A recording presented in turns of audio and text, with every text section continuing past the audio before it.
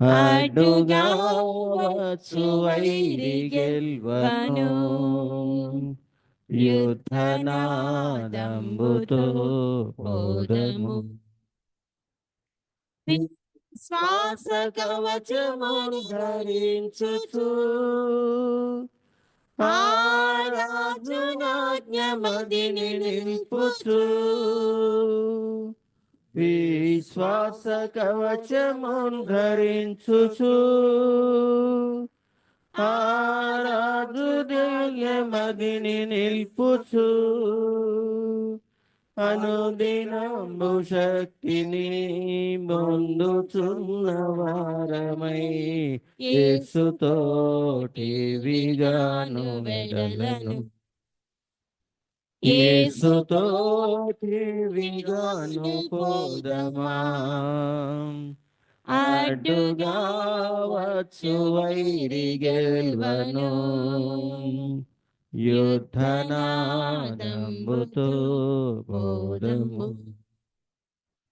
శోధనలు మనల జుట్టి వచ్చిన అంబులెన్ని తగిలిన. శోధనలు మనల జుట్టి వచ్చిన సాతాను అంబులెన్ని తగిలిన.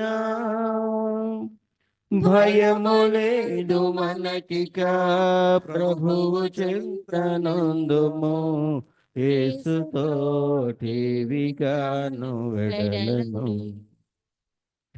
యేసుతోటి విగాను పోదమా. అడ్డుగా వచ్చు వైరి గెల్వను. యుద్ధనాదంబుతో పోదము. ఓ యువతి యువకులార చేరుడి.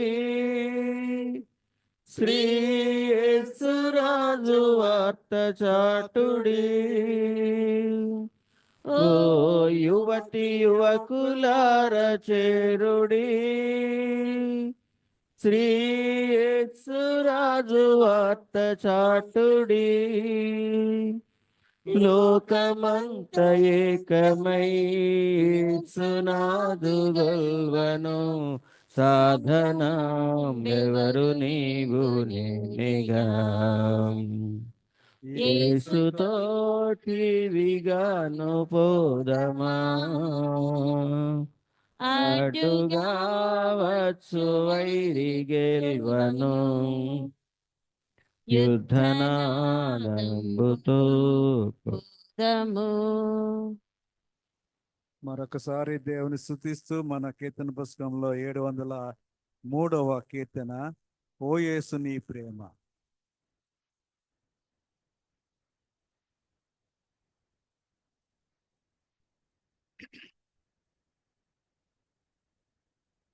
ఏడు వందల మూడు.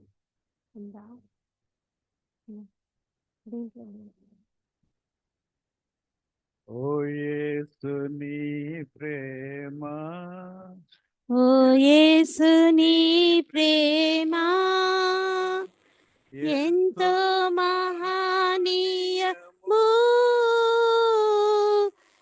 ఆకాశ తార పర్వత సముద్ర ముల కన్న గోపాది.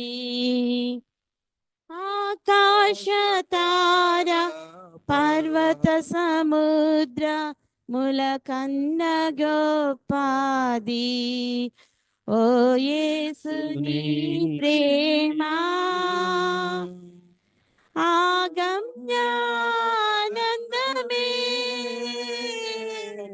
హృదయము నిండెను.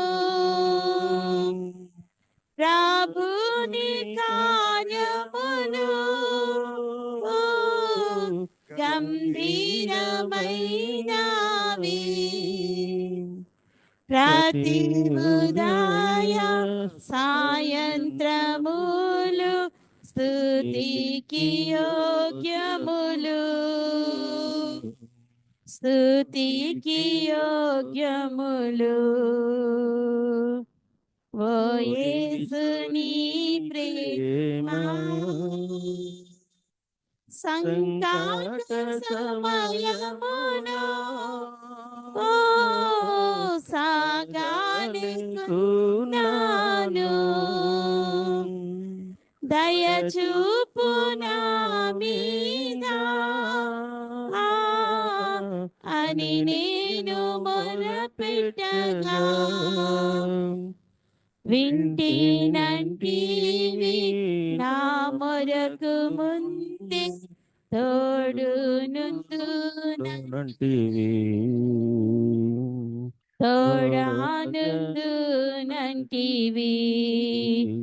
ఓ యేసు నీ ప్రేమ మరణాంధకారపు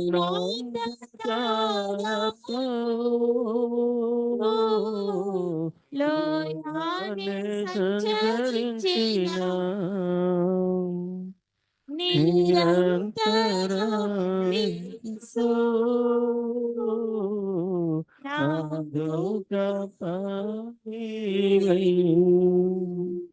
కరమునిచ్చి నన్ను గాయుచు నడుపు కరుణాగల ప్రభువు. కరుణాగల ప్రభువు. ఓ యేసు నీ ప్రేమ కొదువాలన్నీయునా భయపడను ఎప్పుడు. పచ్చిక బయలులో పారుండజేయును. భోజన జలములతో తృప్తి పరచుచు నాతో నుండనేసు. నాతో నుండు యేసు. ఓ యేసు నీ ప్రేమ దేవుని గృహములో సదా స్తుతించెదను. సంపూర్ణ హృదయముతో సదా భజించెదను. స్తుతి ప్రశంసలకు యోగ్యుడేసు. హల్లెలూయా ఆమేన్. హల్లెలూయా ఆమేన్. ఓ యేసు నీ ప్రేమ ఎంతో మహనీయము. ఆకాశ తారా పర్వత సముద్ర ముల కన్న గోపాది.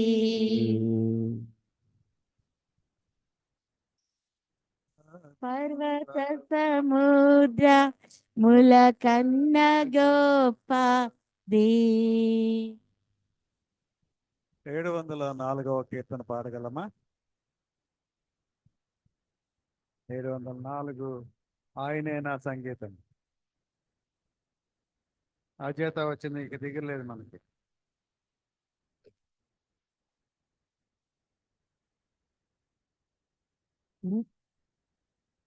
ఆయనే నా సంగీతము బలమైన కోటయును.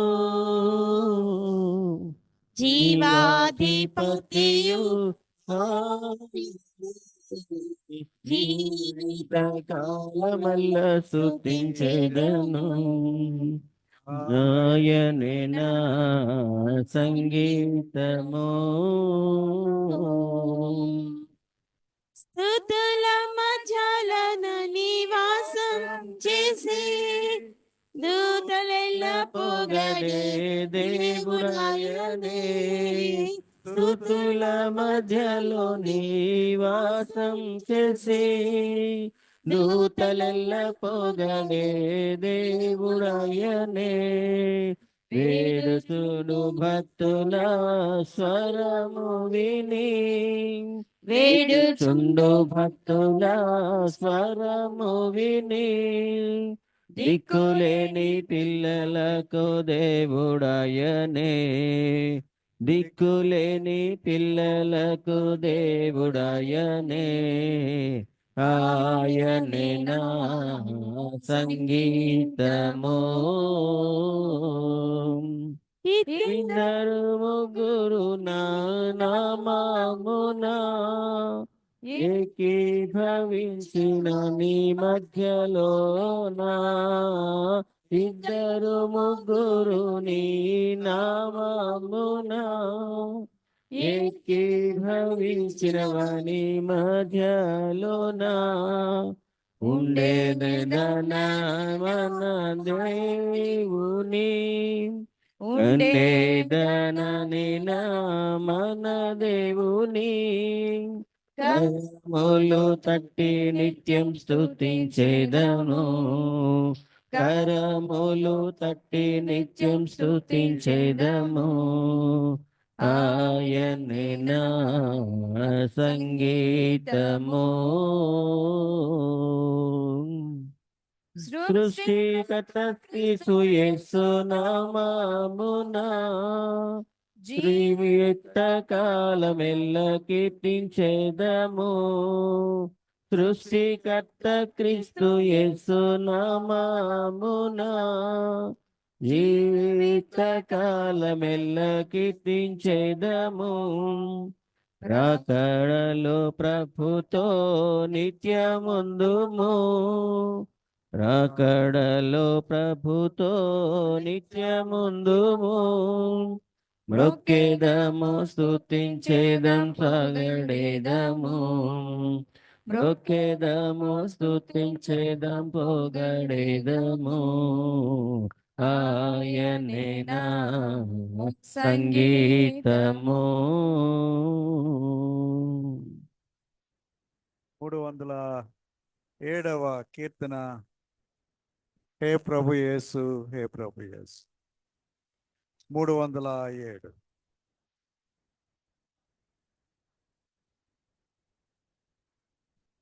హే ప్రభు హే ప్రభుదేవసుతా సిల్వధరా పాపహరా శాంతికరా హే ప్రభు యేసు హే ప్రభు యేసు శాంతి సమాధానాధిపతి స్వాంతములో ప్రశాంతనిధి శాంతి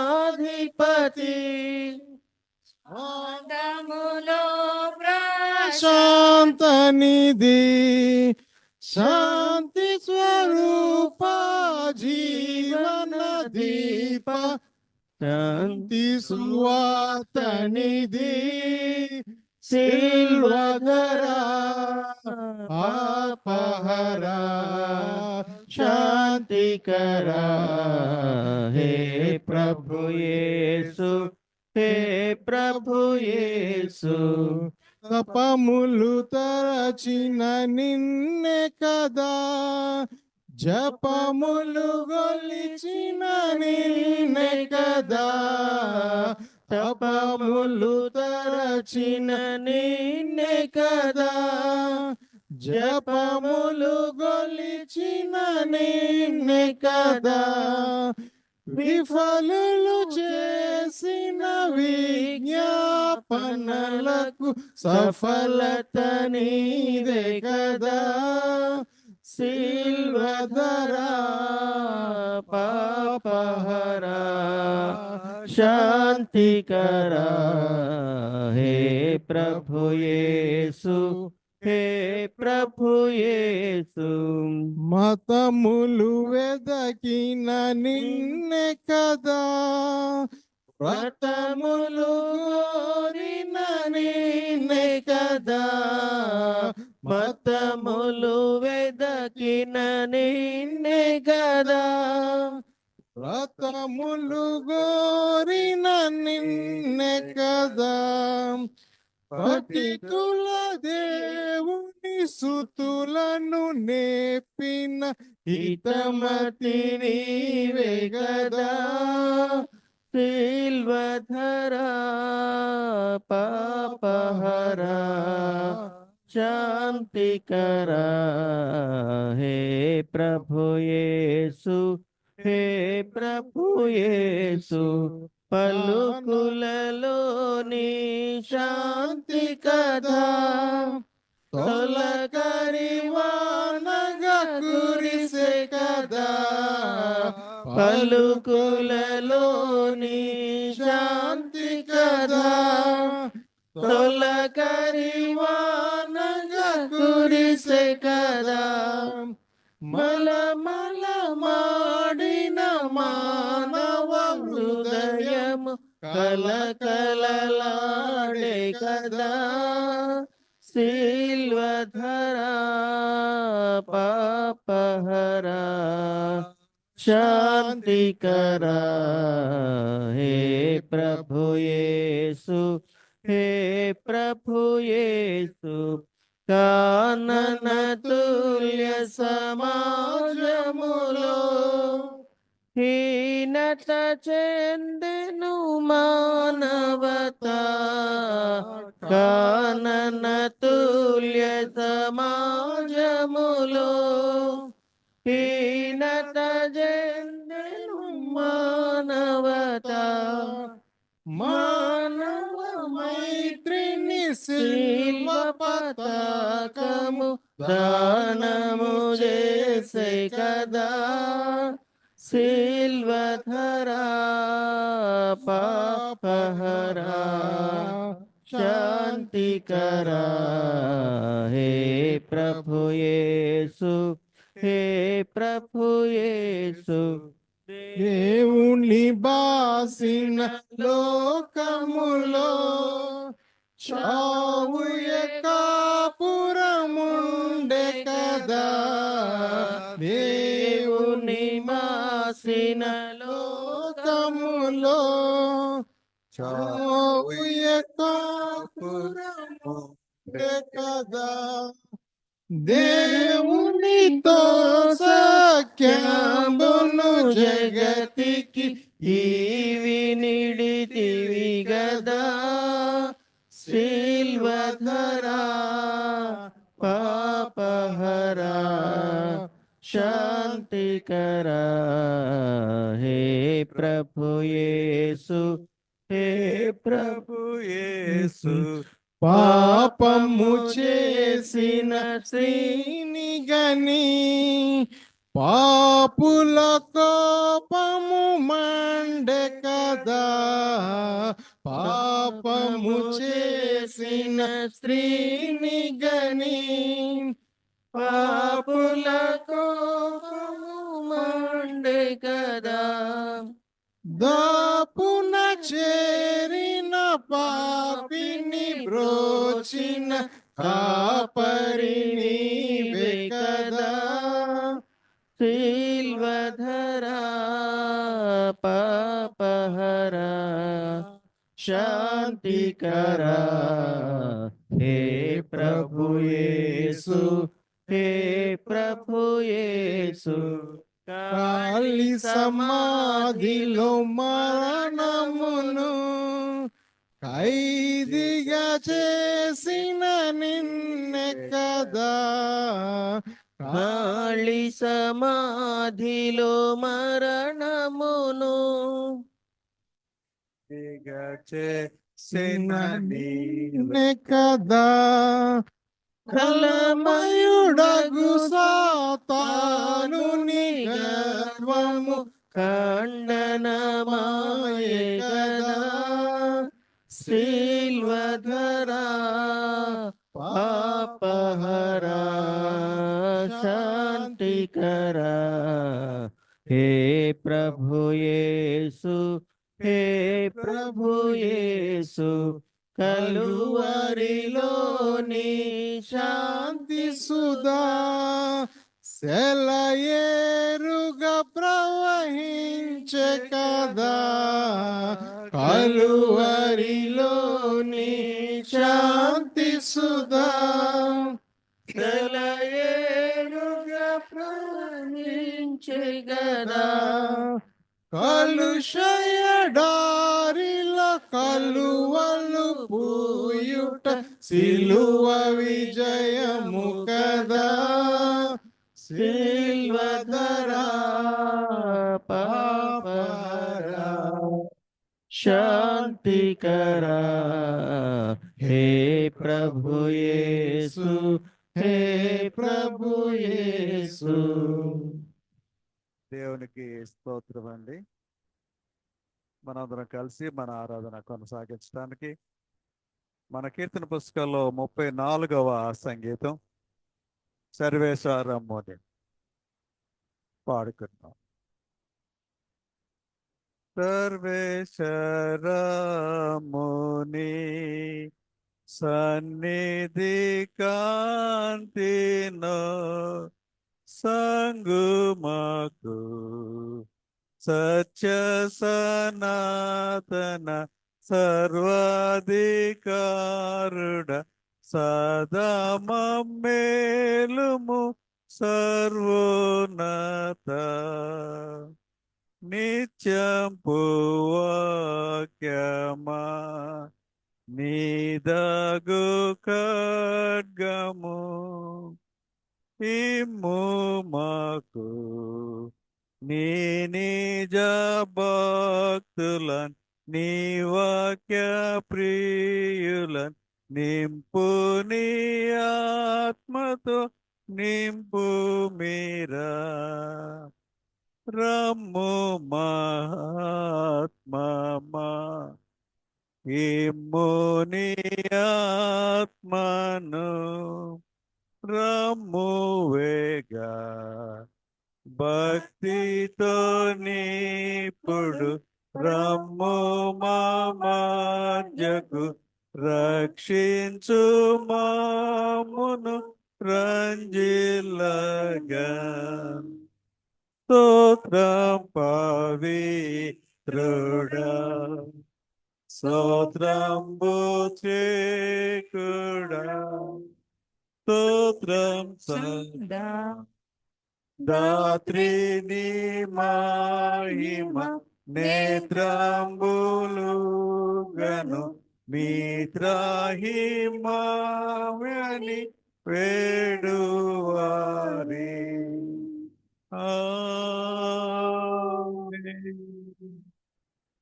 తండ్రి యొక్కయు కుమారుని యొక్కయు పరిశుద్ధాత్మ యొక్కయు నామమున ఆమేన్.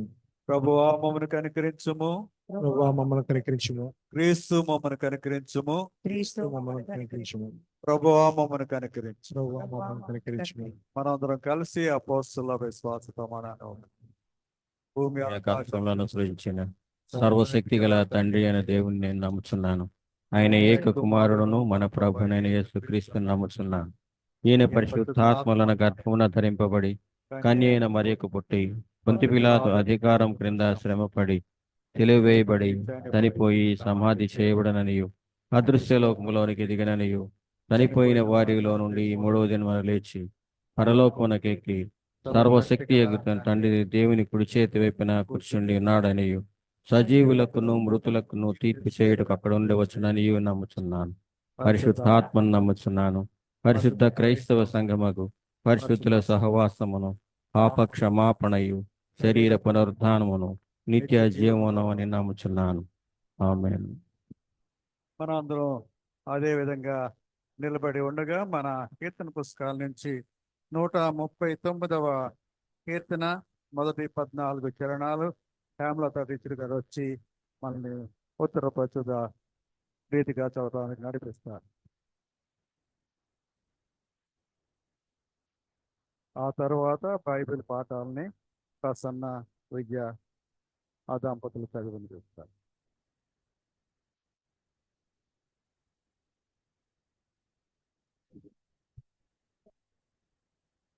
కీర్తనలు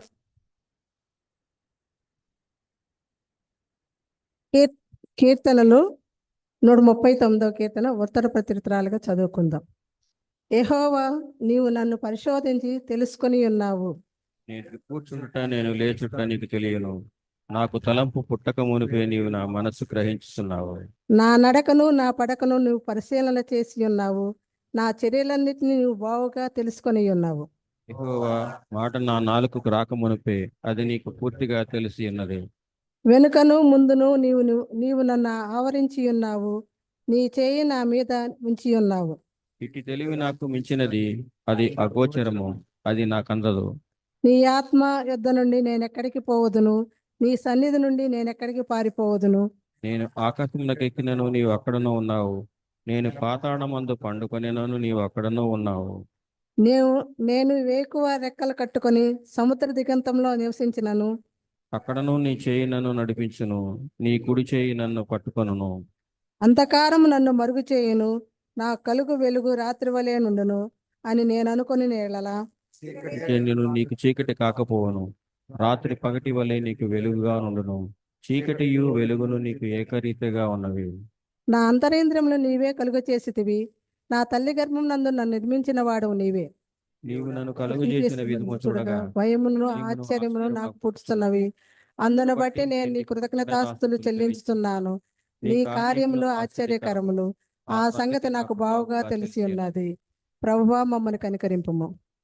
స్తోత్రం కలుగును గాక.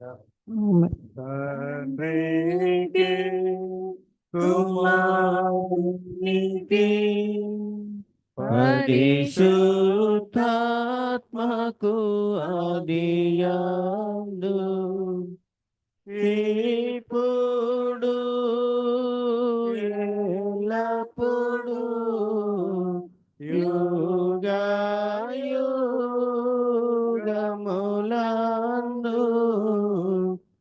ఉండునట్లు మహిమా కలుగును గాక.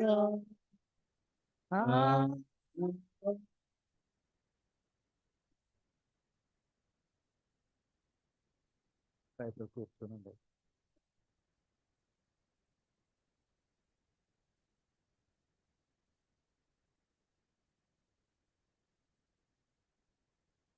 ఇంట్లో కొరకు ఏర్పాటు చేయబడిన సువార్త పాఠ్యభాగము రోమీలు పత్రిక పాఠ్యభాగము రోమీలకు రాసిన పత్రిక 8వ అధ్యాయం 12వ వచనం నుంచి 17వ వచనముల వరకు. 12వ వచనం ప్రారంభం. కాబట్టి సహోదరులారా, శరీరానుసారముగా ప్రవర్తించుటకు మనము శరీరమునకు రుణస్థులకును కాము. మీరు శరీరానుసారముగా ప్రవర్తించిన ఎడల సావవలసిన వారమై ఉందురు గాని ఆత్మచేత శారీర క్రియలను చంపిన ఎడల జీవించెదరు. దేవుని ఆత్మచేత ఎందరూ నడిపింపబడుదురో వారందరూ దేవుని కుమారులై ఉందురు.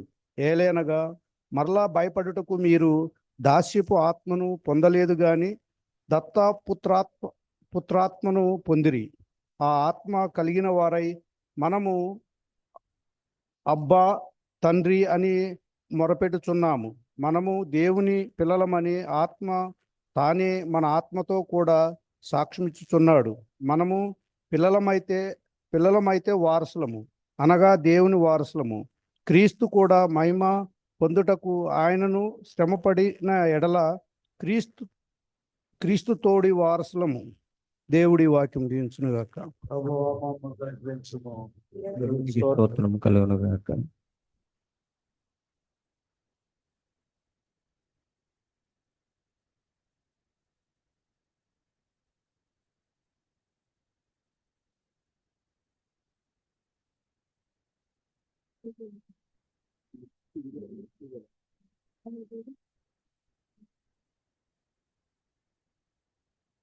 రెండవ పాఠంగా మార్కు సువార్త 14వ అధ్యాయం 32 నుంచి 36 వచనాలతో.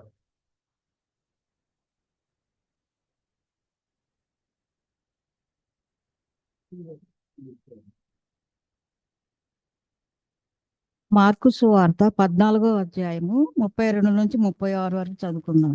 వారు గెత్సేమని అనబడిన చోటుకి వచ్చినప్పుడు ఆయన, నేను ప్రార్థన చేసి వచ్చు వరకు మీరిక్కడ కూర్చుండమని తన శిష్యులతో చెప్పి పేతురునకు, యాకోబునకు, యోహానును వెంటబెట్టుకొని పోయి మిగులు విభ్రాంతి నొందుటకును చింతాక్రాంతుడకుటను ఆరంభించెను.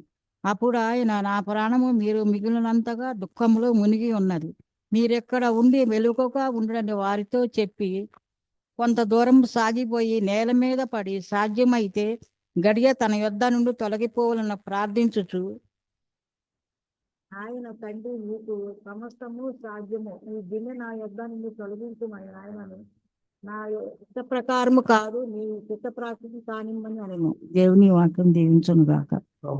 ప్రభువా మమ్మల్ని కనికరించును.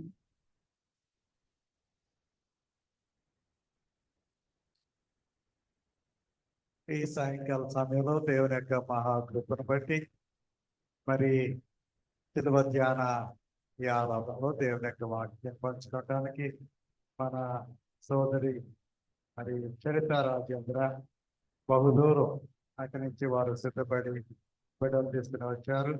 దేవునికి స్తోత్రాలు. ఈ బిడ్డ ప్రార్థనాపూర్వకంగా ఇదే నాన్న దేవుని వాక్యంలోని సత్యాలను మనకు అందించాలని ఆశపడుతూ ఉన్నారు. నా బిడ్డ కోసం దేవునికి వందనాలు. ఆ ధ్యానం మన సొంతం చేసుకోవడానికి సిద్ధపాటుగా మన కీర్తన పుస్తకాల్లో నుంచి 382వ కీర్తన వినరమ్ము యేసునాథుడా నామాన్ని యేసునాథుడా నా మనవిని పొడు మనవిని పొడు ఘనమైని పొడు నరుచెననుగావుమేప్పుడు కలిదరు మోగురు నీయోక పేరట, నీయోక పేరట, నీయోక పేరట చేరుటెక్కడోనే అక్కడకే తెంతునంటివి.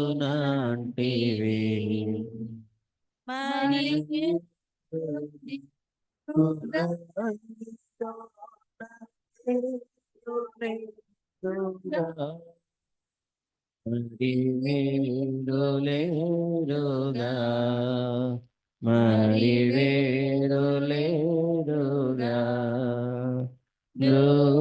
నరులకెల్లదెరవు దేల్పి నావు నీవేగా. మరణమైతి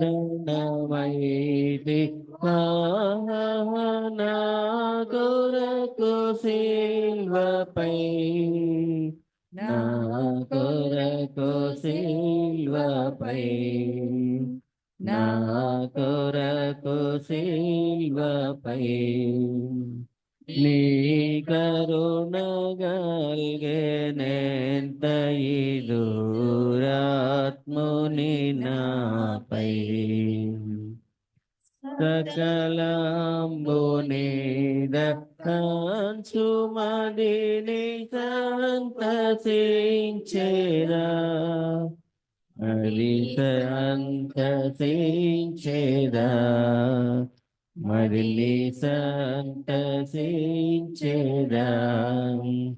వేరొకనికించుకంతయైన నోర్విలేదుగా. కోరితి నిన్ను దారిగనను దూరపరచకు,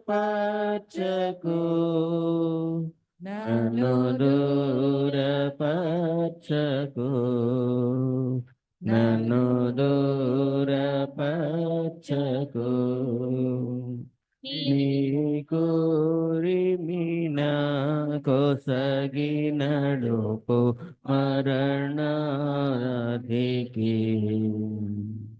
వినయంబు సద్గుణంబు చిత్తములను గూర్పవే, చిత్తమునను గూర్పవే, చిత్తమునను గూర్పవే. ఘనమైన నీతి అనుభవము కలుగజేయవే.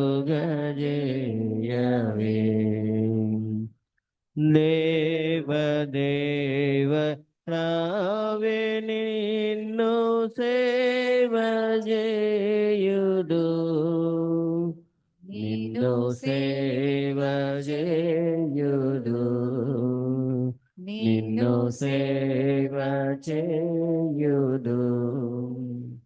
నను భావను నిగ చేయవే నే పాపనరుడను. వినరము యేసు నాథుడనా మనవి నిప్పుడు, నా మనవి నిప్పుడు, నా మనవి నిప్పుడు. ఘనమైన నీదు ఎనరుచెనను గావు మేప్పుడు. పరిశుద్ధుడైన మా తండ్రి, నీకు లెక్కలేని స్తుతులు స్తోత్రాలు చెల్లిస్తున్నాను తండ్రి. ఈ సాయంకాల సమయంలో ప్రభా ఇటు రీతిలో మేమందరం కూడా కూడుకొని అయ్యా మరి వాక్య ధ్యానంలో ప్రభా వెళ్ళిచుండగా ఈ మండల కాల ధ్యానాల్లో ప్రభా మమ్మల్ని ఇంతవరకు ప్రభా మరి కాచి కాపాడి ఈ వాక్యాల్లో మీరు మాకు తోడుగా ఉండి మీరు మాకు నేర్పిస్తున్న విధానాన్ని బట్టి కొరకే మీకు వందనాలు చెల్లిస్తున్నాను తండ్రి.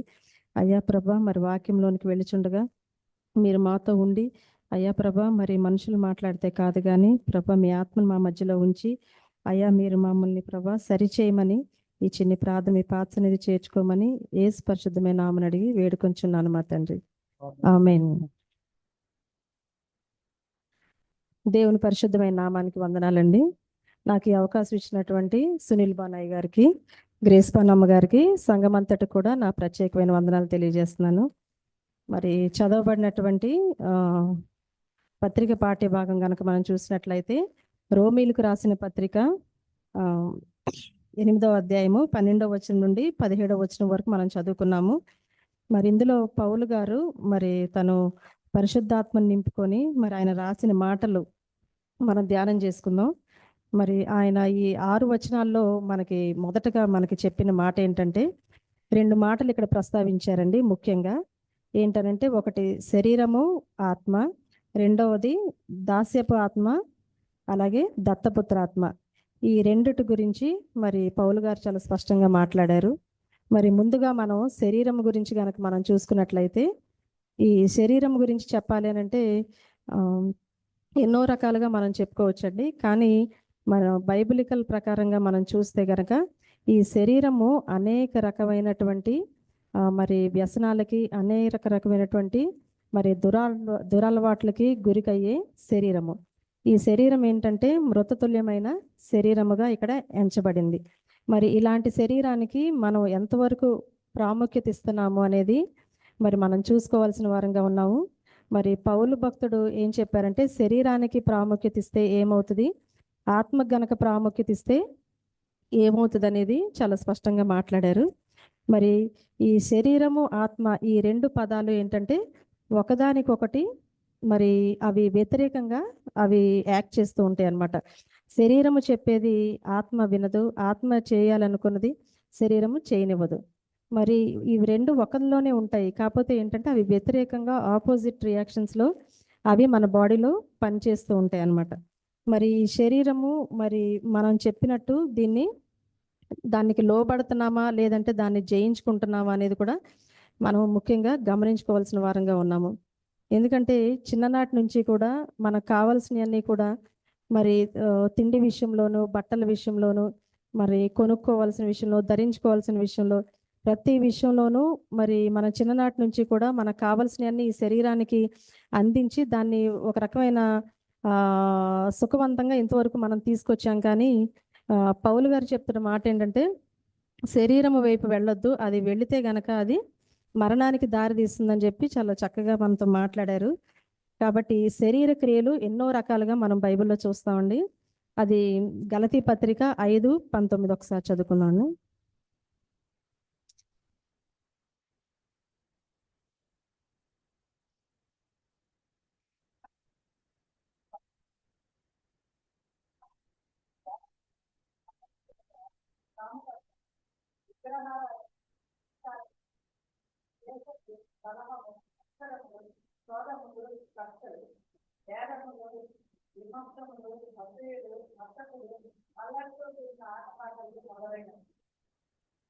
ఓకే అండి, థ్యాంక్ యూ. ఇక్కడ ఏమనంటే, ఇక్కడ దాదాపుగా ఒక 10 నుంచి 11 వరకు మనకి రకరకాలైనటువంటి శరీర క్రియలని పౌలు గారు ఇక్కడ వర్ణించారు. మరి ఈ క్రియలన్నిట్లో మనం ఈ 11 వాటిల్లో ఏదో ఒక దానికి మనం గురవకుండా ఇంతవరకు ఇక్కడికి రాలేదండి. అది హానెస్ట్గా మాట్లాడాలంటే వీటిల్లో ఏదో ఒకటి మనం కలిగి ఉన్నాం. మేము కలిగి లేము అని గనక అన్నట్లయితే అది వారి వరకే అది వదిలేయాల్సిన సంగతి అన్నమాట. కాబట్టి ఈ శరీర కార్యాలు అనేవి చాలా రకాలుగా మనం ఇక్కడ చదువుకున్నాము. వీటిలన్నిటికన్నా ఏంటంటే మనం ముఖ్యంగా తీసుకోవాల్సింది, ఈ లోకంలో మనం జీవించినంత వరకు కూడా మరి ఈ లోకంలో ఉన్నాం గనక ఈ శరీర కోరికలు, శరీర ఆశలు అనేవి చాలా కామన్గా మనకి వస్తూ ఉంటాయి. కానీ వాటిల్ని గనక, ఈ శరీర కోరికల్ని కొనసాగించాము అంటే గనక అది ఎక్కడికి దారి తీస్తుందంటే మరణానికి దారి తీస్తుందని చెప్పి మరి పౌలు భక్తుడు చెప్పడమే కాదు, కానీ మనం ఎన్నో రకాలైనటువంటి ఎగ్జాంపుల్స్, ఉదాహరణలు కూడా మన జీవితాల్లో మన చుట్టుపక్కల చూస్తూ ఉంటాము.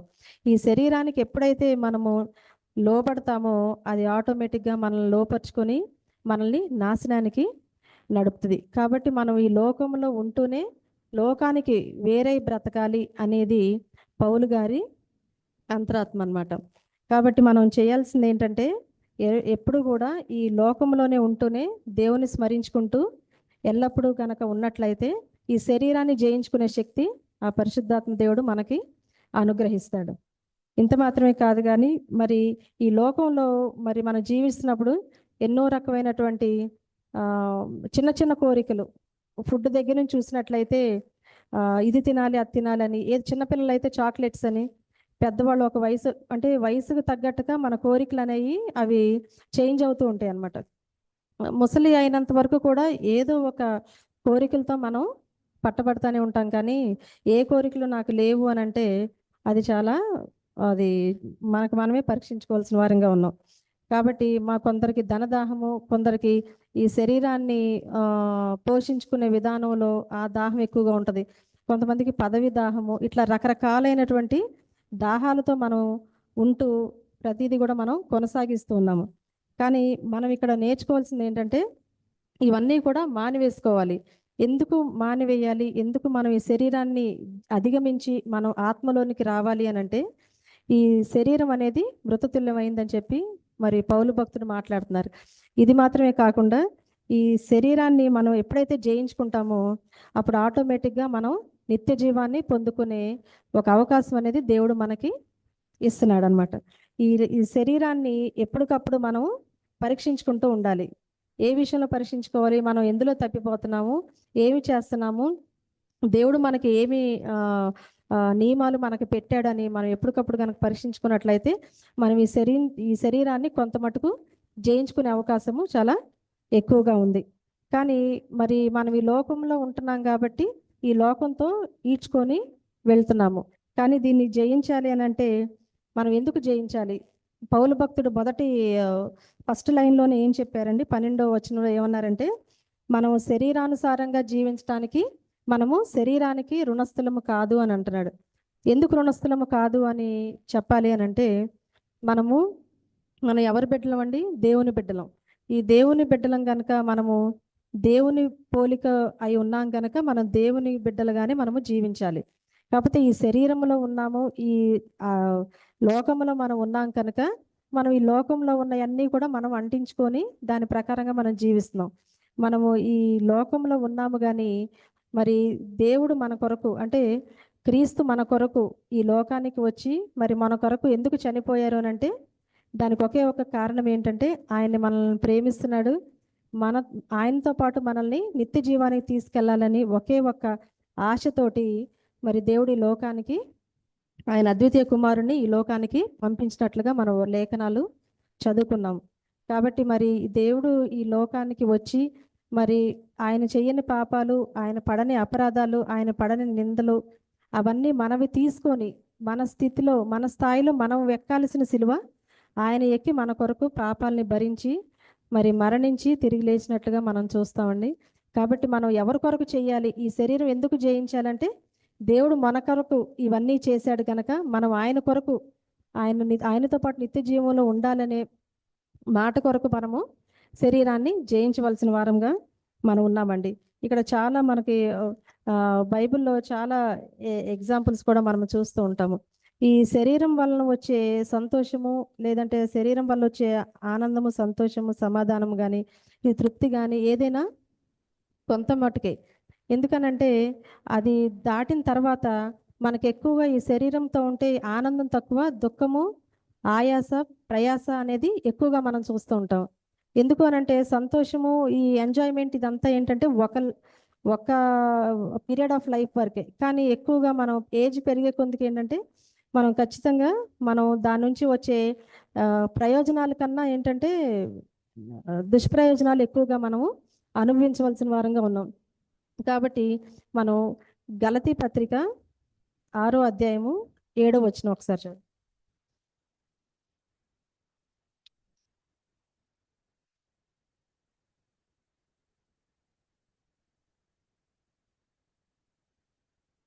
అదే, ఓకే అండి, థ్యాంక్ యూ అండి.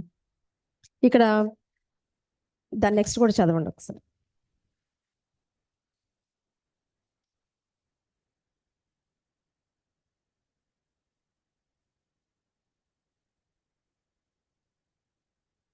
ఇక్కడ ఏమని రాయబడి ఉందంటే అండి, పౌలు గారు రాస్తున్న మాట ఏంటంటే ఇక్కడ శరీరాన్ని బట్టి విత్తువాడు క్షయం అనే పంట కోస్తాడంట, ఆత్మను బట్టి విత్తువాడు నిత్య జీవం అనే పంట కోస్తాడంటండి. ఇప్పుడు ఈ శరీరంతో మనం దాదాపుగా ఒక 60 సంవత్సరాలు లేదా 70 సంవత్సరాలు మనం ఇక్కడ జీవించాం అనుకోండి. మరి 60 సంవత్సరాల్లో మరి ఎన్ని రకమైనటువంటి పంటలు మనం కోసుంటామో మనం వెనకాలకి వెళ్ళి మనం థింక్ చేస్తే మనకు తెలుస్తుంది. అంటే మనకు క్షయమైన పంట కోసామా ఇంతవరకు, లేదా అక్షయమైన పంట మనం కోసుకుంటున్నాం అనేది మన ప్రవర్తన బట్టి, మనం చేసిన పనులను బట్టి మన జీవితాన్ని కనుక తిరగేసుకొని చూస్తే దానికి మనకి అర్థం అవుతుంది మనం ఏం చేసామనేది. కాబట్టి ఇక్కడ ఖచ్చితంగా మరి పౌలు గారు చెప్పిన మాట ఏంటంటే శరీరాన్ని బట్టి విత్తే ప్రతిదీ కూడా అది నిష్ప్రయోజనము, అది క్షయమవుతుంది. క్షయము అంటే అది కొంతకాలానికి అది మాయమైపోయేది అనమాట. కానీ అక్షయము అని అంటే అది ఎప్పటికీ కూడా ఫరెవర్గా మనతో ఉండేది. కాబట్టి ఈ క్షయమనే పంట మనం కోసుకోవాలా, లేదంటే ఆత్మను బట్టి మరి ఈ పంట మనము నిత్య జీవం అనే పంట కోసుకోవాలా అనేది అది కేవలం మరి దేవుడు మన చేతులకు మాత్రమే అది అప్పచెప్పాడండి. ఇప్పుడు ఉదాహరణకి గనక మనం తీసుకున్నట్లయితే ఇప్పుడు లోతు భార్యను మనం తీసుకోవాలండి. లోతు భార్య గురించి మనకు తెలుసు ఏంటనంటే మరి ఆ ఊర్లో సొదొమ ఊర్లో మరి అక్కడ దేవుడు అగ్ని గంధకాలు కురిపించినప్పుడు మరి లోతు భార్యని కనుక బయటికి తీసుకురావాలని, కుటుంబం అంతరిని బయటికి తీసుకురావాలని దేవదూతలు అన్నప్పుడు మరి వాళ్ళందరూ సిద్ధమై వచ్చారు. కానీ లోతు భార్య ఎక్కడో ఒక సంసిద్ధంలో పడి మరి తను ఊరు బయటకు వస్తుంది, కానీ తన ఆలోచన అంతా తను ముందుకు నడుస్తున్నాను అనుకుంది, కానీ తన ఆలోచన అంతా కూడా వెనకబడి ఉంది. తన ఆలోచన అంతా లోకానుసారంగా ఈ లోకం వైపు తిరిగినట్లుగా మనం చూస్తాం. కాబట్టి ఆమె అక్కడ ఏమైపోయిందంటే ఉప్పు స్తంభంగా మారింది. కాబట్టి ఈ లోకం మీద ఆశలు పెట్టుకున్న ప్రతి ఒక్కళ్ళు కూడా మరి క్షయమైపోవాలని చెప్పి మరి బైబిల్ మాట్లాడుతుందండి. కాబట్టి మనం ఈ లోకం మీద ఆశలు అనేవి మరి దాన్ని మనము తగ్గించుకొని దాన్ని ఆత్మ వైపు మనము మళ్ళించుకోవాల్సిన వారంగా మరి మనం ఉన్నాము. ఉదాహరణకి సొలొమోన్ రాజును గనక మనం తీసుకున్నట్లయితే తన యొక్క జీవిత చరిత్ర కూడా మనకు బాగా తెలుసు. తను మరి రాజు అయిన దగ్గర నుంచి తనకు కావాల్సినవన్నీ అనుభవించాడు. తనకి ఏది కావాలనుకున్నాడో అది తన కళ్ళ ముందు నెరవేర్చుకున్నాడు. ఎన్నో రకమైనటువంటి సుఖభోగాలు తను అనుభవించాడు. కానీ తనకున్న డబ్బు, తనకున్న వైభోగము, మరి అనేక మంది సంఖ్యలో భార్యలు, మరి పనికత్తెలతో మరి ఎన్నో ఉద్యానవనాలు, ద్రాక్ష తోటలు తవ్వించుకొని తనకి ఇష్టానుసారమైన జీవితాన్ని జీవించాడు. కానీ మరి ప్రసంగి గ్రంథం 12వ అధ్యాయము చివరి 3 వచనాల్లో ఏమని రాయబడి ఉంటుందంటే, నేను ఇవన్నీ అనుభవించాను కానీ తుదకు నేను తేలిన ఫలితార్థం ఏంటంటే మనము తెలుసుకోవాల్సింది క్రీస్తు, ఇదే మనం చేయవలసిన విధి అని చెప్పి మరి అక్కడ మాట్లాడతాడు. కాబట్టి మనము సొలొమోన్ లాగా ఇవన్నీ అనుభవించకపోయినప్పటికీ కూడా ఆయన ఆల్రెడీ అనుభవించాడు. మనకు అనుభవించడానికి డబ్బు వయసు లేకపోయినా ఇవన్నీ అనుభవించి చివరికి అతను చెప్పిన మాటని గనక మనం తీసుకున్నట్లయితే మనం అందరం కూడా చాలా జాగ్రత్తగా మెసులుకుంటాం. మరి 1 తిమోతి 4వ అధ్యాయము 8వ వచనం ఒకసారి చూడండి. తిమోతి మొదటి పత్రిక 4వ అధ్యాయము 8వ వచనం.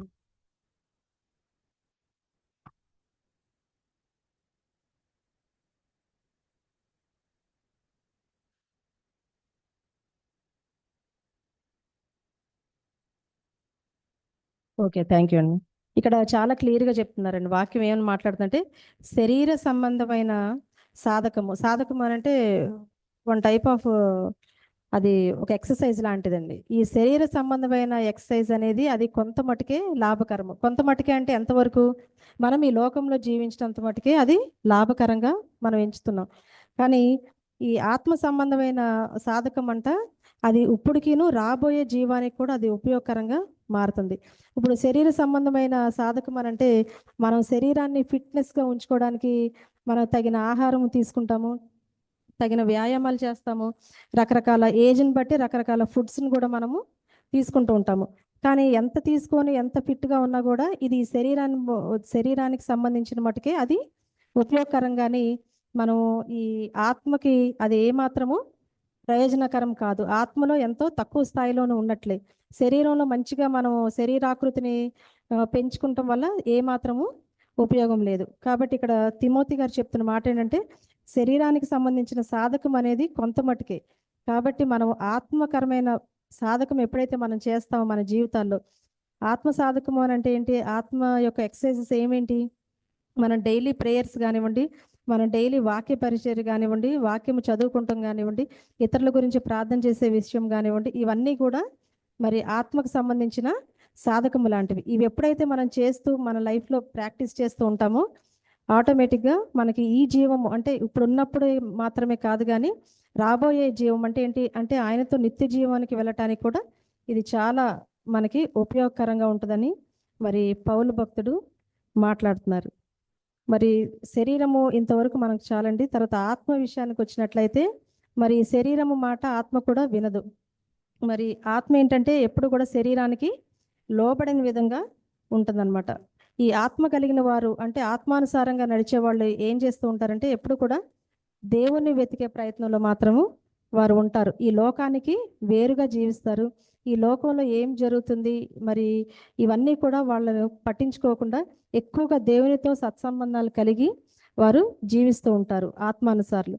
ఇలా ఆత్మానుసారంగా మనం ఎప్పుడైతే జీవిస్తూ ఉంటామో మనం రాబోయే కాలములో అంటే ఏంటంటే మన నిత్య జీవంలోనికి మనం ప్రవేశం అవటానికి అది చాలా మనకి ఉపయోగకరంగా ఉంటుంది. ఎందుకు అని అంటే మనము శరీరము మన ఆత్మరూపంలో మనం ఎందుకు కన్వర్ట్ అవ్వాలి అని అంటే మనము రొట్టె ద్రాక్ష రసం తీసుకుంటామండి. అంటే ఏంటి, బల్లలో మనం ఎప్పుడైతే పాలు పంపులు పొందుతామో మనం బల్ల తీసుకున్న తర్వాత మనం చేయవలసిన మొట్టమొదటి పని ఏంటంటే మన దేవుని యొక్క సువార్త మనల్ని ప్రకటించాలి అని చెప్పి 1 కొరింథీ 11వ వచనంలో మనకి రాయబడి ఉంటుంది. కాబట్టి ఆత్మ విషయంలో మనం ఎప్పుడు కూడా అలర్ట్గా ఉండాలి అని చెప్పి మరి పౌలు భక్తుడు గారు మాట్లాడుతున్నారు. ఇంత మాత్రమే కాదు కానీ ఎప్పుడైతే మనం ఆత్మతో నడిపింపబడతామో విశ్వాసంలో నడిపింపబడతామో మనం ఆటోమేటిక్గా ఆయన కుమారులుగా మనం ఉండటానికి దేవుడు మనకి అర్హతను కూడా మనకి కలిగిస్తూ ఉంటాడు. మరి రెండవదిగా మనం చూసుకున్నట్లయితే ఇప్పుడు శరీరము ఆత్మ దాని యొక్క పరివాసాలను మనం చూసాము. తర్వాత దాస్యపు ఆత్మ దత్తపుత్ర ఆత్మను మనం చూసుకున్నామండి. ఇప్పుడు ఈ దాస్యపు ఆత్మ, దాస్యము అంటే మనకి వచ్చే మీనింగ్ ఏంటంటే దాస్యములో ఉన్నారు అని అంటే ఒకళ్ళ కింద మనము స్లేవరీగా అంటే spirit of adoption and spirit of slavery కింద మనం చెప్పుకోవాలి. ఈ స్పిరిట్ ఆఫ్ స్లేవరీ అంటే దాస్యపు ఆత్మ అనమాట. ఈ దాస్యపు ఆత్మ ఏం చేస్తుందంటే మనం ఎప్పుడు కూడా ఒకళ్ళ కింద జీవిస్తూనే ఉండాలి. అంటే అపవాది ఆత్మ కింద మనం ఎప్పుడైతే లోబడిపోతామో మనకు మనం లీడ్ చేయంగానే అపవాది చేత మనము నడిపింపబడే వారంగా ఉంటాము. అది ఏది చెప్తే అది చేస్తాం అనమాట. మనకి మంచి చెడు అనేది తేడా కానీ విచక్షణ కానీ మనకు తెలియకుండా పూర్తిగా అపవాది స్వాధీనంలోనికి మనము వెళ్ళిపోతూ ఉంటాము. కాబట్టి దీన్ని దాస్యపు ఆత్మ అని మనం అంటాము. కానీ పౌలు భక్తుడు ఏమంటున్నారంటే మనం భయపడటానికి దాస్యపు ఆత్మలో లేము కానీ మనం దత్తపుత్ర ఆత్మలో మనం ఉన్నాము అని చాలా స్పష్టంగా మనకి తెలియజేస్తాడు. మరి దాస్యపు ఆత్మ ఉంటే గనక అది మనకి నిష్ప్రయోజనంగా మనము ఉంటాము. ఆ అపవాది ఎంతవరకు ఈడ్చుకెళ్తుందంటే మనం ఈ లోకంలో ఉన్నంత వరకు అపవాదినే మనము పూజిస్తూ అపవాది చేసిన పనులే మనము కూడా చేస్తూ మనము నిత్య జీవాన్ని కోల్పోయే విధంగా మన జీవితాన్ని పూర్తిగా నాశనం చేసే ఈ దాస్యపు ఆత్మ అనమాట. ఒకటి కింద మనం ఉండాలి. దాస్యం అంటే ఏంటి? మనకి ఫ్రీనెస్ ఉండదు, ఫ్రీడమ్ ఉండదు. మరి ఫ్రీడమ్ ఉండదు. తర్వాత ఆ అపవాది చెప్పిన ప్రకారంగానే మనము చేస్తూ ఉంటాము. మరి ఇది మాత్రమే కాకుండా మనము ఒకరికి దాసులుగాను బానిసలుగా బ్రతకాలి. మనం బానిసలుగా బ్రతకడం అంటే ఏమని చెప్పుకోవచ్చు అంటే వాళ్ళ పర్మిషన్ ఇస్తేనే మనకి పర్మిషన్ దొరికినట్టు, లేదంటే లేనట్టు. వాళ్ళ దగ్గరే సంవత్సరాల తరబడి మనం బానిసలుగా ఉండిపోవటం అనమాట. అంటే మన జనరేషన్స్ కూడా కొన్ని సందర్భాల్లో పూర్వకాలం రాజుల దగ్గర మన జనరేషన్స్ అన్నీ కూడా బానిసత్వానికి గురవుతూ వచ్చాము. అట్లాగే మరి బానిసత్వంలో ఉంటే మనకి ఫ్రీడమ్ ఉండదు, మనం ఏది అడగలేము. పనివాడైనా కూడా తను జీతం తీసుకొని వెళ్ళొచ్చు, కానీ బానిసత్వంలో ఉండేవాడు కంటిన్యూగా తన జీవితం అంతా అక్కడే వెళ్ళబుచ్చవలసిన వాడుగా ఉన్నాడు. కాబట్టి మనం ఎప్పుడైతే అపవాదికి బానిసగా మనం మారుతామో అది ఆటోమేటిక్గా మన జీవితం అంతా కూడా బానిసత్వంలోకి వెళ్ళిపోయి అలాగే మన జీవితాన్ని ముగించవలసిన వారంగా మనము ఉన్నాము. మరి దత్తపుత్ర ఆత్మను కనుక మనం తీసుకున్నట్లయితే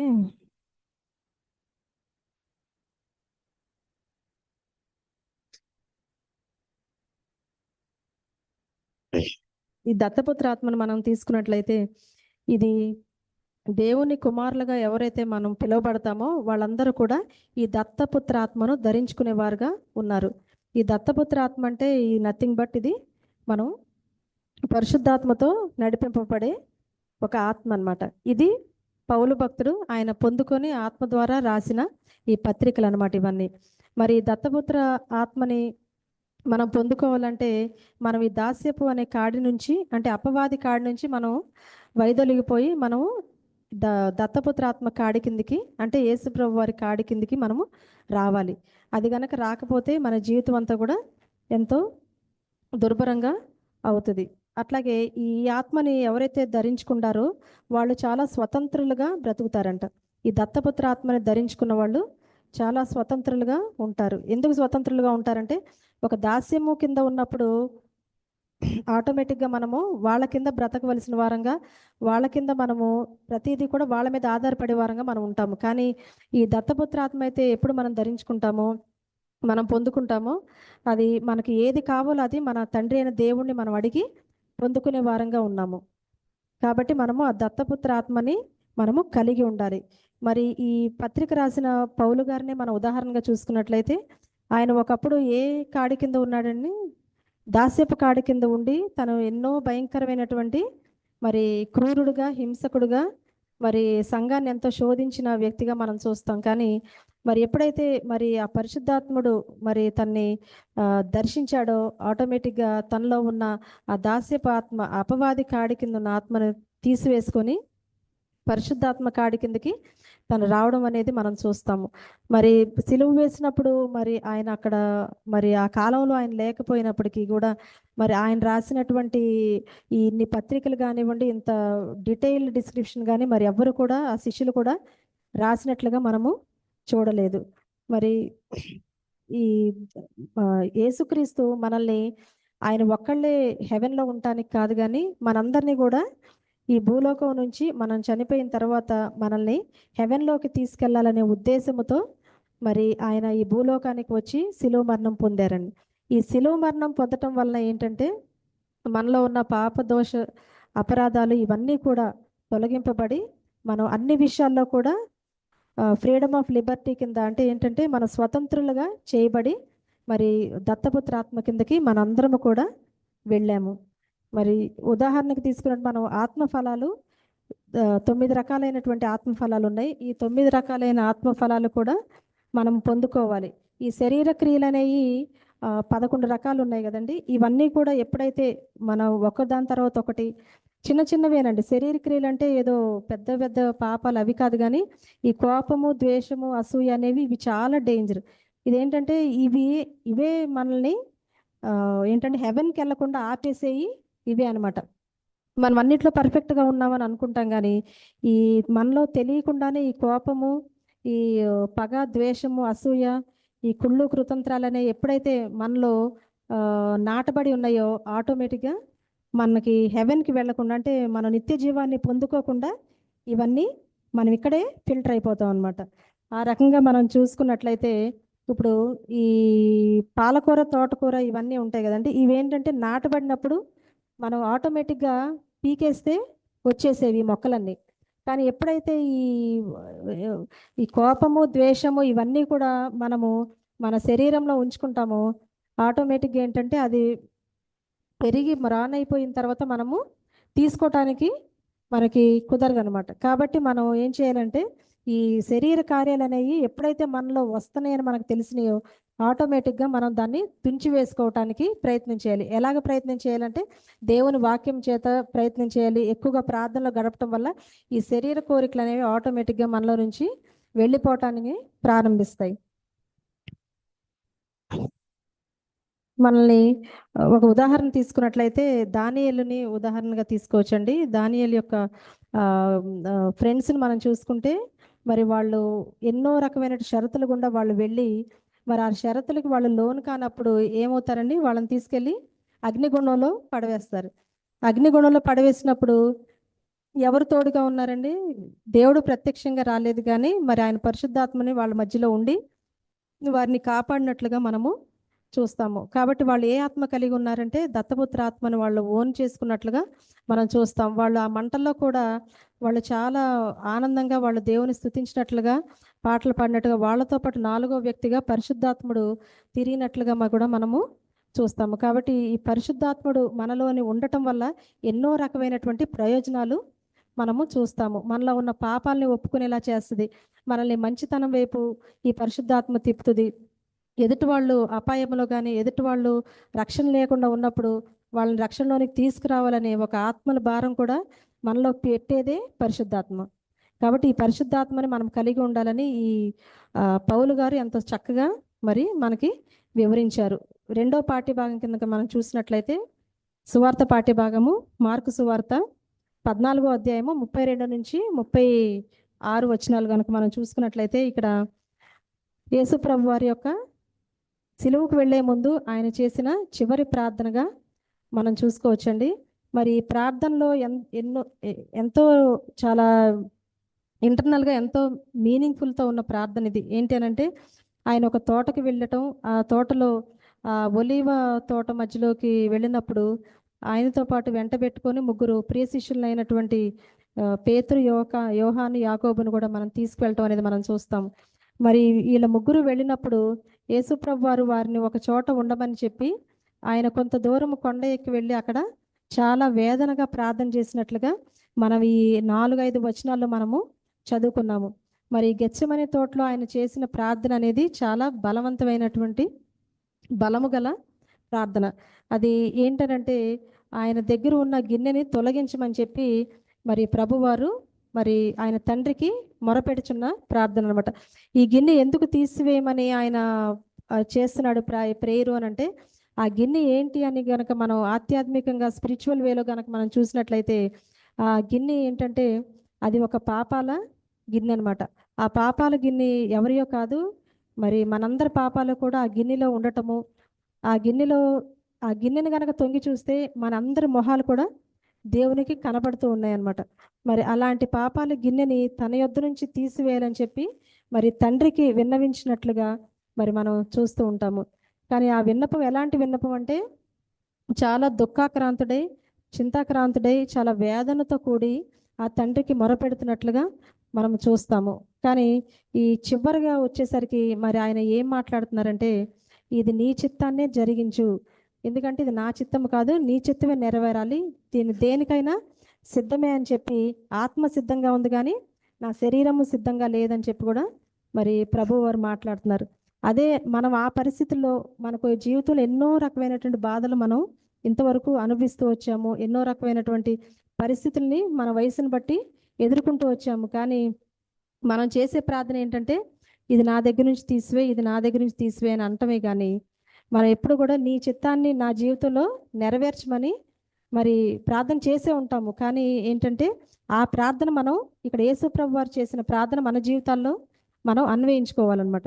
మనకి ఏది ప్రాబ్లమ్స్ వచ్చినప్పటికీ కూడా ఈ ప్రాబ్లం నా దగ్గర నుంచి ముందు తీసేయమంటాం, కానీ ఈ ప్రాబ్లం కాదు కానీ అసలు నీ చిత్తం ఏంటో నా జీవితంలో నెరవేర్చండి, లేకపోతే నీ చిత్తం నా జీవితంలో జరిగించమని మనం ఎప్పుడైతే ప్రభు వారిని సాదృశ్యంగా తీసుకొని మనం ప్రార్థిస్తామో ఆటోమేటిక్గా దేవుడు ఆయన చిత్తాన్ని మా జీవితంలో నెరవేరిస్తే కనుక అది ఎప్పటికీ కూడా ఫర్ ఎవర్ కూడా దానికి ఇంకా పేరు పెట్టడానికి ఉండదు.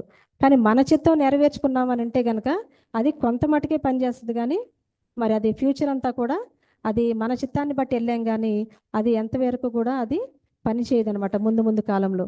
కాబట్టి గెస్సెమనే తోటలో మనం నేర్చుకున్న ప్రార్థన మన యేసుప్రభు వారికి సాదృశ్యంగా మన జీవితాల్లో అనుభవించుకునే విధంగా మరి మనము ఉండాలి. అలాగే ఈ ఈ ప్రార్థన అనేది ఏంటంటే ఈ గిన్నె చాలా భయంకరమైనటువంటి గిన్నె. ఆయన ఈ లోకాన్ని విడిచిపెట్టి మరి ఆయన సిలువకెక్కే సమయంలో ఆయన చెమట కూడా రక్త బిందువుగా మారిందని ఇంకొక మాట కూడా మనము చదువుకుంటామండి. సైంటిఫిక్గా చూస్తే కూడా చెమట రక్త బిందువుగా మారటం అంటే మన బాడీలో ఎన్నో రకమైనటువంటి ట్రాన్స్ఫర్మేషన్స్ అయితే కానీ అది రక్తముగా మారదు. అంటే ఆయన ఎంత వేదన పడి ఉన్నాడు, ఆయనకి మన గురించి వేదన పడాల్సిన అవసరం ఏంటి? ఆయన స్వార్థం ఆయన చూసుకొని మరి తలుచుకుంటే తండ్రి కుమారుడిని రక్షించవచ్చు. ఎలాగా? ఆయన ఒక మాట సెలవిస్తే ఆ కుమారుడు చక్కగా సిలువ ఎక్కకుండా అయిపోతుంది. కానీ తండ్రి చిత్తం ఏంటంటే ఆయన తన కుమారుణ్ణి అంటే బిగాటెన్ సన్ అయిన ఓన్లీ సన్ని పక్కన పెట్టి మనలాంటి పాపాత్ముల కొరకు ఆయన తన కుమారుని ఇక్కడ పంపించి సిలువలో వేలాడదీయించాడంటే ఆయన మనల్ని ఎంత ప్రేమిస్తున్నాడో మనం ఒక్కసారి వెనక్కి తిరిగి మరి ఆ ప్రార్థనలో మనం గమనించుకోవాల్సిన వారంగా ఉన్నాము. కాబట్టి ఆయన తప్పించాలంటే తప్పించగలడు, కానీ ఆయన వదిలివేశాడనమాట ఆ కుమారుణ్ణి ఆ కాసేపు వదిలివేసినప్పుడు ఆ కుమారుడు ఎంతో మరి బాధపడి చేసిన ప్రార్థనే ఈ గెస్సెమనే ప్రార్థన. కాబట్టి మనం ఈ సిలువకెక్కిన దానికి కారణం ఏంటంటే మనం శరీరానుసారంగా ఉండకూడదు, ఆత్మ మూలంగానే మనం జీవించాలి. ఎందుకంటే ఆయన మనం కుమారులం కాబట్టి మనము ఆత్మ మూలంగా జీవించాలని యేసుప్రభు వారు కోరుకుంటున్నారు. ఎప్పుడైతే మనం ఆత్మ మూలంగా మనము ట్రాన్స్ఫర్మేషన్ అవుతామో ఆటోమేటిక్గా మన నిత్య జీవంలోనికి ఆయనతో పాటు యుగయుగాలు కూడా జీవించడానికి ప్రభు అలాంటి అవకాశం మనందరికీ దయచేయను గాక. థ్యాంక్ యూ అండి.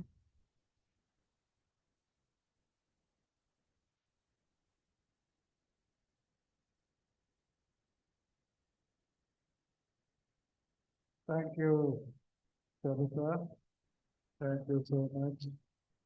రాష్ట్రపు ఆత్మ, దత్తపుత్ర ఆత్మ, ఈ రెండింటిలో ఏది మనకు శ్రేష్టమైనది, దేన్ని సంపాదించుకోవాలి అనే ధ్యానాన్ని నడిపించినందుకు మీకు ప్రత్యేకమైన వందనాలు. దేవుని ఆశీస్సులు మీతో ఉండాలని నేను కోరుకుంటున్నాను.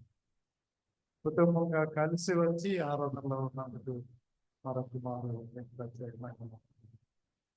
అలాగే జూమ్ లో ఉన్న మన ప్రియులు ఉన్నారు,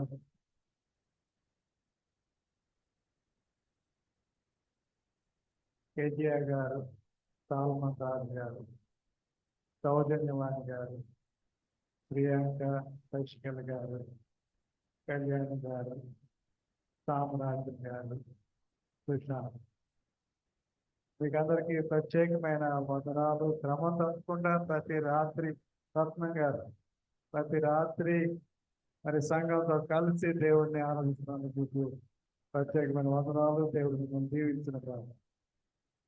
మరి రేపటి దినాన జాయ్సీ గారి గృహంలో మన ఈ సిల్వర్ ధ్యాన ఆరాధన ఉంటుంది. ఆల్రెడీ జాయ్సీ గారు వారి ఇంటి లొకేషన్ మన వాట్సాప్లో పెట్టారు. దయచేసి ఆ లొకేషన్ గమనించుకొని 7 గంటలకల్లా వారి ఇంటికి రమ్మని మీకు మనవి చేస్తున్నాను. ఈ రేపటి ధనం కోసం ప్రార్థన చేయమని మనం చేస్తున్నాం. అలాగే ఈ సాయంకాలం ధ్యానం నడిపించిన చరిత వారి కుటుంబం మనవరికి టిఫిన్స్ ఏర్పాటు చేశారు. దానికి కూడా రాజేంద్ర గారు చేశారు. జాయికి జేసీకి ప్రత్యేకమైన వందనాలు చెల్లించుకుంటున్నాం.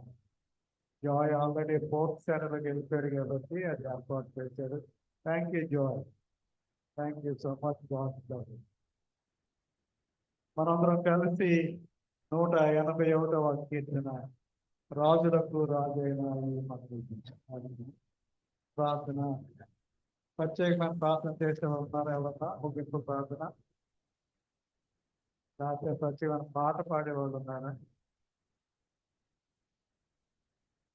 సరే, 181వ కీర్తన పాడు. రాజులకు రాజైన మన విభుని పూజ చేయుటకు రండి. ఈ జయశాలి కన్నా మనకి లేరని, రాజులకు రాజైన మన విభుని పూజ చేయుటకు రండి. కరుణాగల సోదరుండై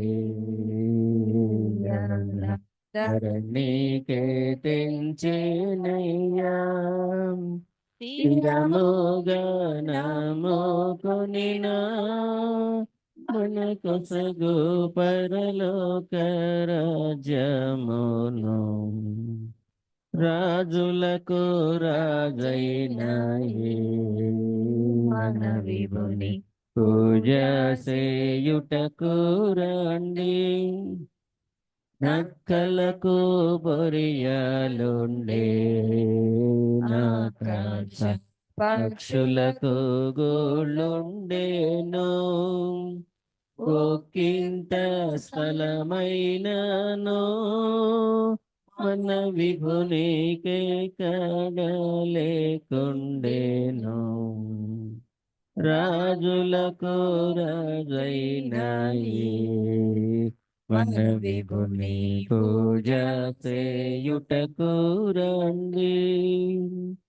అపహాసములు సేయుచు నాయన యాననమోపై నుమియుచు, కృపమాలిన సైనికు అందరును నెపములెంచుచుగొట్టిరి.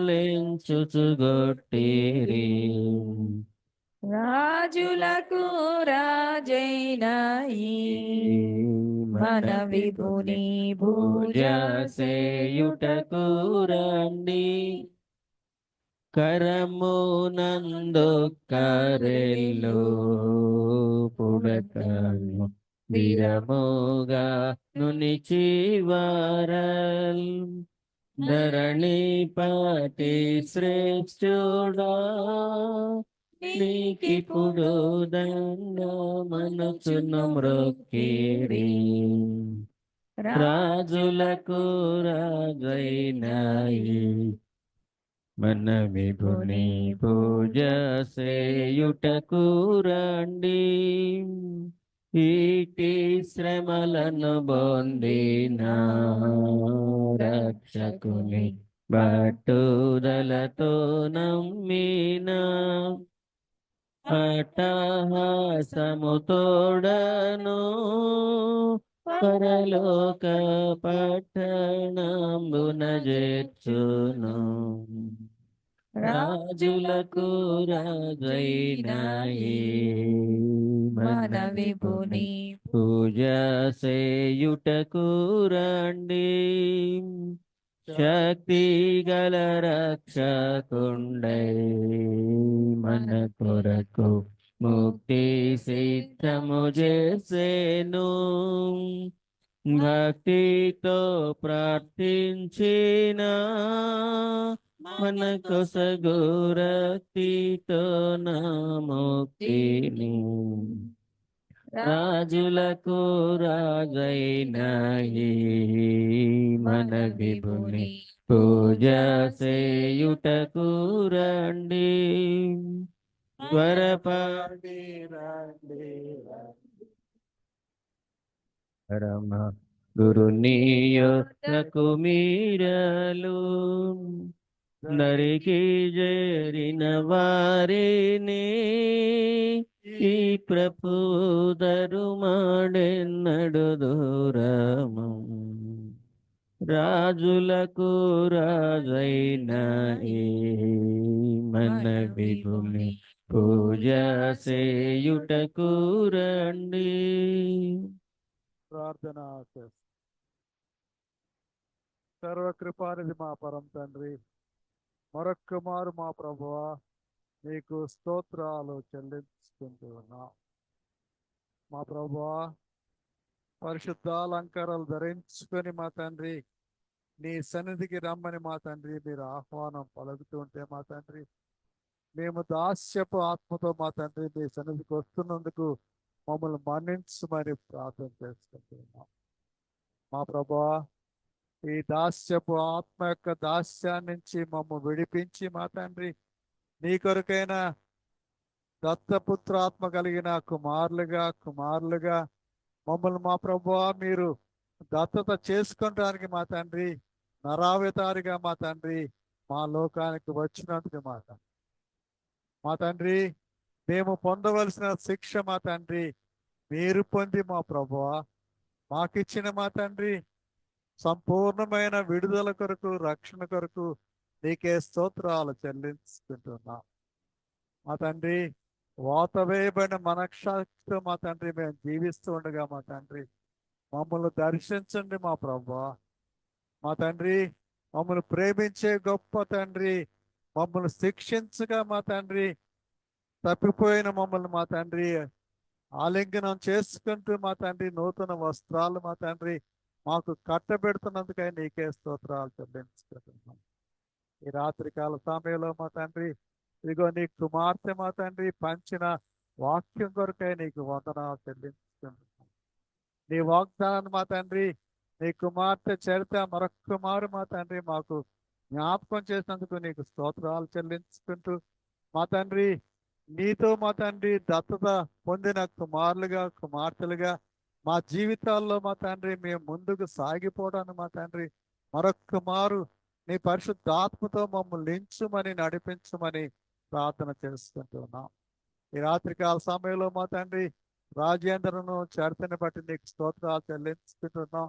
యవ్వన దశలో మా తండ్రి ఆ బిడ్డలకు మా తండ్రి నీపై ఉన్న ప్రేమ కొరకు నీ వాక్యంలో నీ పట్టుదల కొరకు నీ వాక్యం మీద పట్టు కొరకు మా తండ్రి నీకే స్తోత్రాలు చెల్లించుకుంటూ తమ ప్రాంతంలో తన పనిపాట్లలో మా తండ్రి నీ కొరకైన సజీవ సాక్షులుగా వారు ముందుకు సాగిపోతుండగా మా తండ్రి సాతాన్ని మా తండ్రి వారిని శోధించకుండా మా ప్రభువా వారి చుట్టూ నీ పరిశుద్ధ కంచె వేయమని నీ వాక్యంతో మా తండ్రి వారిని వెలిగించమని ప్రార్థన చేసుకుంటున్నాం.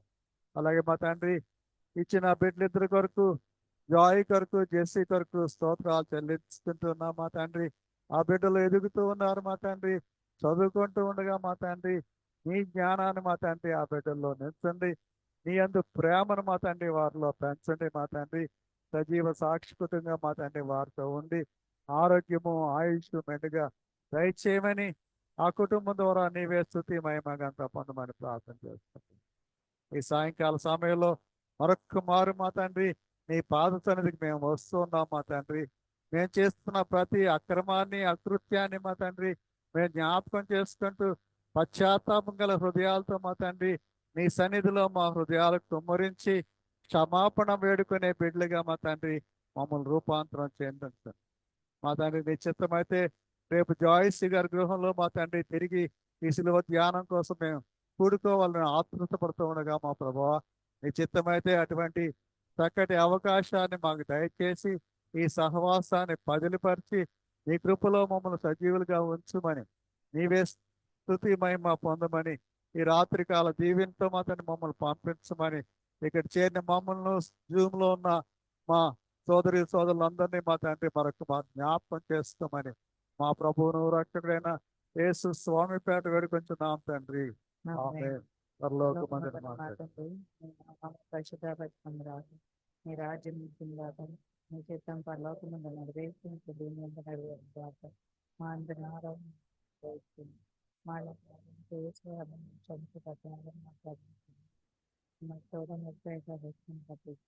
రాజ్యము శక్తి మహిమ నిరంతరం మీరే ఉంటుంది. ఆమేన్.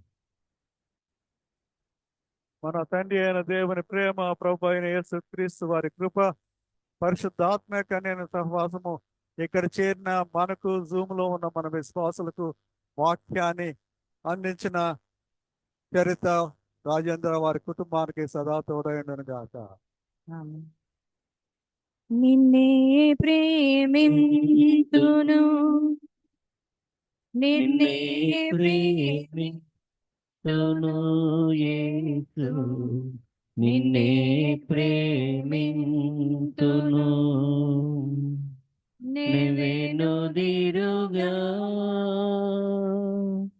నీ సన్నిధిలో మోకరించి నీ మార్గములు సాగెదా, నిరసించక సాగెదా. నెవెనుదిరుగా